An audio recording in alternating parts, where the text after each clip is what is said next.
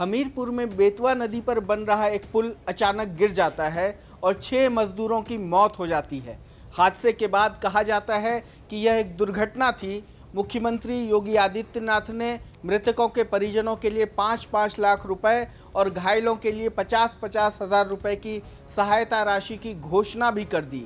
लेकिन सवाल यह है कि क्या यह सिर्फ एक हादसा था या फिर यह ऐसी त्रासदी थी जिसे समय रहते रोका जा सकता था। हमीरपुर जिले के ललपुरा और कुरारा क्षेत्र को जोड़ने के लिए बेतवा नदी पर करीब 900 मीटर लंबे पुल का निर्माण कार्य चल रहा था।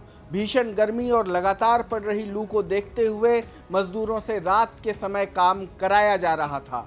दिन में तापमान इतना अधिक था कि निर्माण कार्य रात में शिफ्ट कर दिया गया।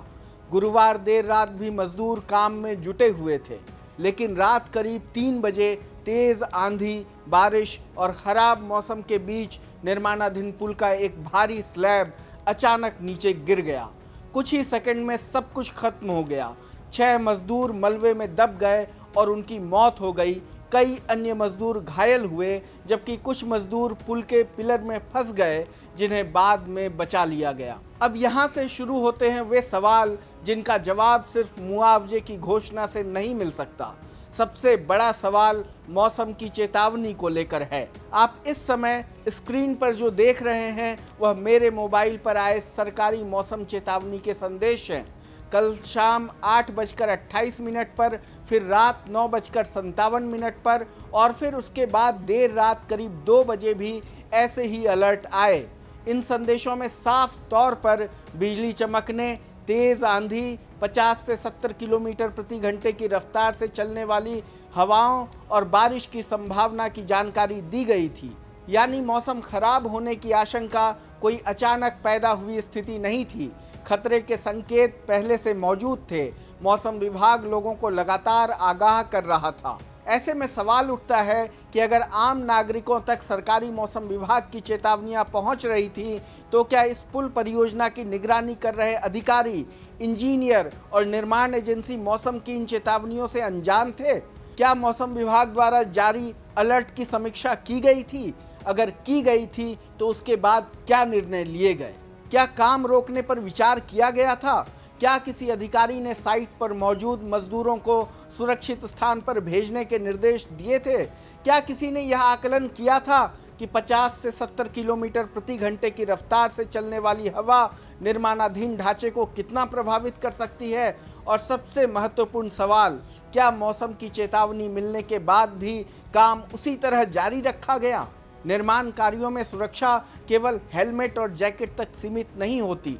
भारत में building and other construction workers act और उससे जुड़े सुरक्षा नियम निर्माण एजेंसियों पर जोखिम का आकलन करने और दुर्घटना रोकने की जिम्मेदारी डालते हैं। वहीं एनडीएमए और मौसम विभाग लगातार आंधी और तूफान जैसी घटनाओं को लेकर एडवाइजरी जारी करते रहते हैं। ऐसे में जांच का विषय यह है कि क्या मौसम की चेतावनियों की समीक्षा की गई थी? क्या तेज आंधी की आशंका को देखते हुए काम रोकने या मजदूरों को सुरक्षित स्थान पर भेजने पर विचार किया गया था? अगर चेतावनी पहले से मौजूद थी तो फिर सुरक्षा के कौन कौन से कदम उठाए गए और वे पर्याप्त साबित क्यों नहीं हुए? दूसरा बड़ा सवाल कार्यस्थल सुरक्षा यानी वर्क प्लेस सेफ्टी को लेकर है। स्थानीय लोगों और मजदूरों के बयानों के अनुसार हादसे के समय कुछ मजदूर स्लैब के नीचे मौजूद थे और कुछ ऊपर काम कर रहे थे। कुछ रिपोर्टों में यह आशंका भी जताई गई है कि तकनीकी स्तर पर भी कोई चूक हुई हो सकती है। यदि ऐसा है तो फिर केवल खराब मौसम का मामला नहीं रह जाता, बल्कि सुरक्षा प्रबंधन और निगरानी का भी मामला बन जाता है। किसी बड़े निर्माण प्रोजेक्ट में मौसम की स्थिति, संरचना की मजबूती, अस्थायी सपोर्ट सिस्टम और मजदूरों की सुरक्षा लगातार मॉनिटर की जाती है। सवाल यह है कि उस रात यह मॉनिटरिंग कितनी प्रभावी थी? क्या साइट पर कोई सुरक्षा अधिकारी मौजूद था? क्या किसी इंजीनियर या प्रोजेक्ट मैनेजर ने मौसम अलर्ट के बाद स्थिति का आकलन किया था? क्या मजदूरों को यह बताया गया था कि कुछ ही घंटों में तेज आंधी और बारिश आ सकती है?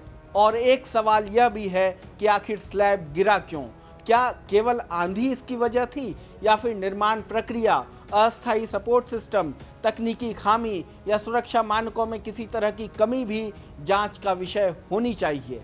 अगर 50 से 70 किलोमीटर प्रति घंटे की हवा ही इस दुर्घटना का कारण बनी तो यह भी जांच का विषय है कि निर्माणाधीन ढांचे को ऐसे सामान्य मौसमी जोखिमों को ध्यान में रखकर तैयार किया गया था या नहीं। मुख्यमंत्री ने मुआवजे का ऐलान कर दिया है, यह जरूरी कदम है, लेकिन 6 परिवारों ने अपने कमाने वाले सदस्य खो दिए हैं। इसलिए इस मामले में सबसे बड़ा सवाल जवाबदेही का है। जांच सिर्फ यह पता लगाने तक सीमित नहीं रहनी चाहिए कि स्लैब कैसे गिरा। जांच को यह भी देखना चाहिए कि मौसम की चेतावनियों के बावजूद कौन से सुरक्षा उपाय किए गए थे, कौन से नहीं किए गए थे, और यदि किसी स्तर पर लापरवाही हुई है तो उसके लिए जिम्मेदार कौन है।